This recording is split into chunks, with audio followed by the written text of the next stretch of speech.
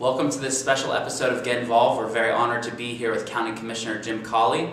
My name is Tom Baker. It's an honor to be your host today. Welcome to Pittsburgh, Commissioner Cawley. Thanks for being here. Thank you. We'll start with the tough questions first. What is your favorite thing about Pittsburgh in your time here so far? Well, my favorite thing about Pittsburgh remains, as it always has been, the Pittsburgh Steelers. Okay.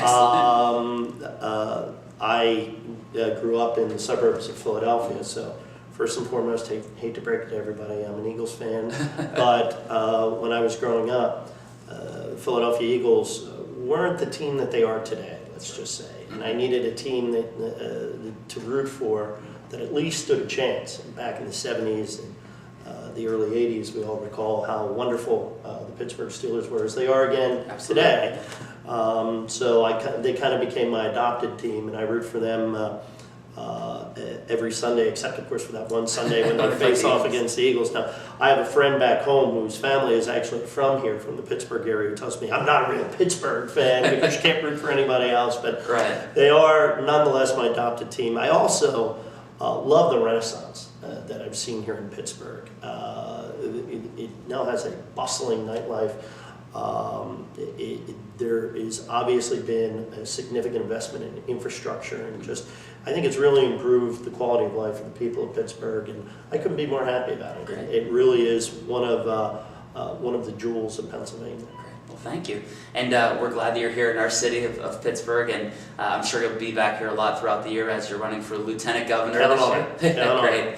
Great. So when we think about Get Involved, and this is a mission that I've been on for about 2.5 years now, hoping to inspire and motivate people to make a difference and stay active during their 20s and 30s. I think you're a definition of getting involved in your 20s and 30s. You're getting your law degree from Temple, being state chairman of the College Republicans, being state chairman of the Young Republicans, serving as a chief of staff to a state senator, going on to becoming a school board member and a county commissioner. What are some strategies that you would share with our viewers of making a difference in your 20s and 30s? What are some of the things that you implement in your own life to help out your community? One of the frustrating things that I think still plagues us today is a sense among people in their 20s and 30s that they don't have anything at risk, that they really don't have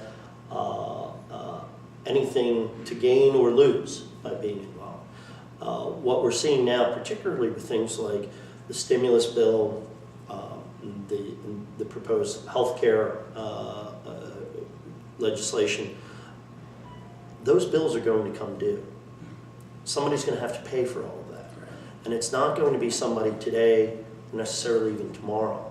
Those bills are going to come due 10 years from now, right when a 20-something or 30-something is ramping up their earning potential. That's when they're going to have to pay for it.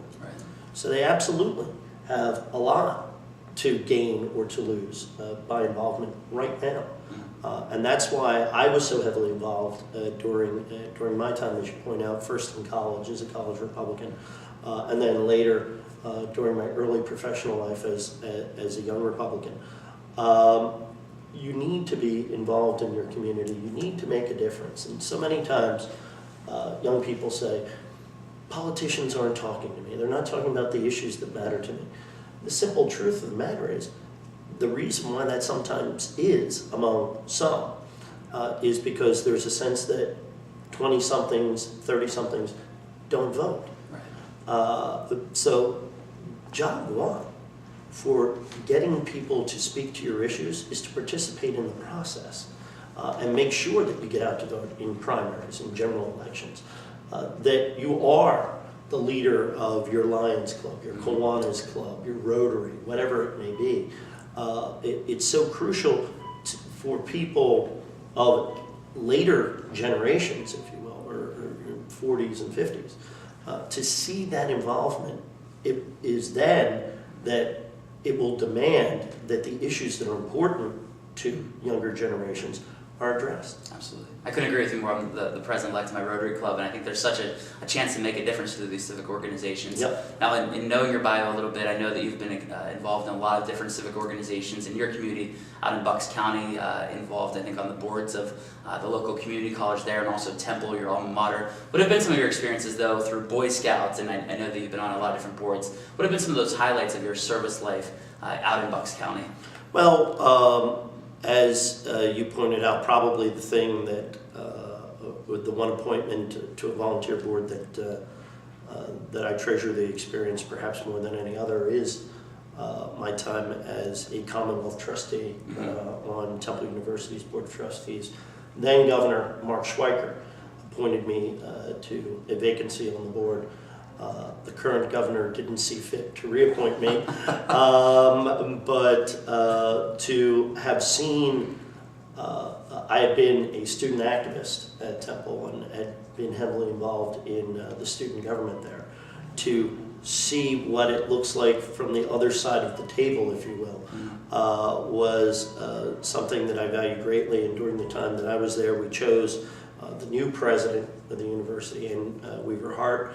So it was a time of transition for the school, and I was happy to be a small part of what Temple University is. You likewise mentioned that I was on the community college board of trustees in Bucks County. One of the things there that I'm very proud of is that we established for the first time a Lower Bucks campus. We now have 3 campuses: the main campus in Newtown, and 2 satellite campuses, one in Upper Bucks in Percy, one in Lower Bucks in Bristol. Very proud of the fact that we were able to expand those opportunities so that people of all ages who were looking to improve their educational background would have that opportunity at an economical price. That's great. And thanks for all your service to your community. That's Well, excellent. So in your political life, in your public service life, we actually started out in the same place. You won, I did not, but you ran for school board. That was the Well, actually, I didn't run. Oh, okay. I didn't run. I was appointed to the job and served 18 months. I chose not to seek re-election, but it was probably one of the more tumultuous 18 months in the history of that district. It's the Bristol Township School District.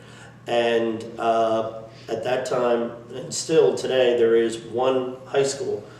It was being majorly renovated. It probably, and I inherited that project from a former board, they probably could have done things a great deal differently. I mean, it was noisy, it was messy, it was smelly, it really did not provide a good educational opportunity to the students there, and they probably should have done it another way, but nonetheless, it is what it is. We also, during those 18 months, were in the middle of a labor negotiation with the school teachers, and they went out on strike.